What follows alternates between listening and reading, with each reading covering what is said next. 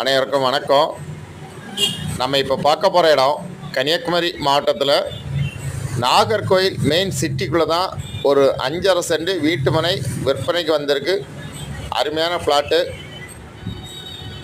நாகர்கோவில் இந்து கல்லூரிக்கும் பக்கத்தில், அல்போன்சா ஸ்கூலுக்கும் பக்கத்தில் தான் இந்த லேண்டு விற்பனைக்கு இருக்குது. பக்கத்தில் எல்லாம் வீடுகள் தான்.